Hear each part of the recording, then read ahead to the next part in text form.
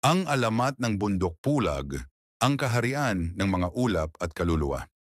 Noong unang panahon, bago pa man dumating ang mga banyaga sa lupain ng kordillera, namumuhay ng payapa ang mga ibaloy sa paanan ng isang mataas na bundok na tila umaabot sa langit. Ang bundok na ito ay tinawag nilang pulag mula sa salitang pulog na nangangahulugang nangangatog sa lamig sapagkat kahit sa kalagitnaan ng araw ay naroon pa rin ang ginaw na parang yakap ng mga ulap.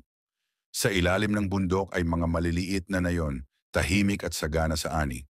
Ang mga tao ay namumuhay ayon sa batas ng kalikasan, nag-aalay sa mga anito, nagdiriwang ng kanyaw, at nagpapasalamat sa mga Diyos sa bawat ani ng palay at bawat patak ng ulan. Ngunit higit sa lahat, sila'y naniniwala na sa tuktok ng pulag ay naroon ang tahanan ng mga Diyos at ng mga kaluluwa ng mga taong matapat at dalisay ang puso. Ayon sa alamat, tuwing sasapit ang dapit hapon, bumababa mula sa ulap ang isang banal na liwanag na tinatawag nilang liwanag ni kabunian. Sinasabing ito ang ilaw na gumagabay sa mga kaluluwang malinis ang budhi, mga inang nagmahal ng walang kapalit, mga mandirigmang nag-alay ng buhay para sa bayan, at mga pinunong naglingkod ng may kababaang loob. Ang kanilang mga espiritu ay umaakyat sa tuktok ng pulag at doon sila tinatanggap ni Kabunian, ang Diyos ng langit at ng mga diwata ng hangin at ulap. Isang araw, isang binatang ibaloy na nagngangalang Apo-Danao ang nawalan ng kanyang pinakamamahal na asawa, si Luna, dahil sa matinding karamdaman.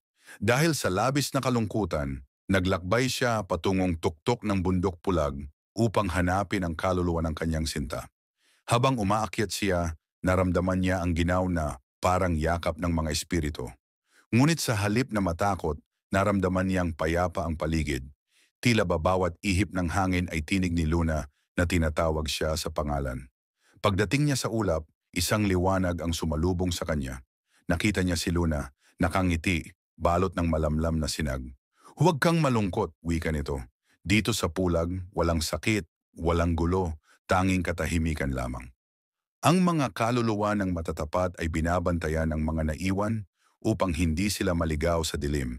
At sa huling pagkakataon, niyakap ni Apo-Danao ang malamig na hangin na parang bisig ni Luna bago siya bumaba ng bundok. Dala ang bagong pag-asa at paniniwala na ang pag-ibig ay hindi kailanman nagwawakas. Ito lamang ay umaakyat sa ulap, gaya ng mga kaluluwang marangal. Simula noon, ang mga ibaloy ay nagtatanghal ng mga ritual sa paanan ng bundok pulag bilang paggalang sa mga kaluluwang naroon. Kapag umaga at makapal ang ulap, sinasabi nilang iyon ay mga espiritong naglalakbay, binabantayan ang kanilang mga mahal sa buhay sa lupa.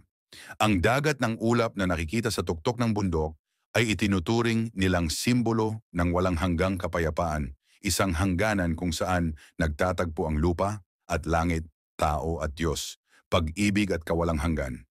Hanggang sa kasalukuyan, ang bundok pulag ay itinuturing na sagradong bundok ng mga ibaloy at ng buong kordillera.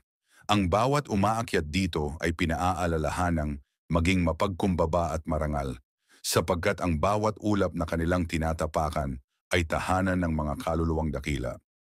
At sa tuwing sisikat ang araw at lulubog sa dagat ng ulap, ang mga tao'y nananalangin na balang araw kapag dumating ang kanilang panahon, sila rin ay tatanggapin sa tahimik na kaharian sa tuktok ng pulag.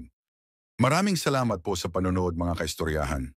Kung may kwento kayong nais ibahagi mula sa inyong bayan, please comment down below and follow me for more.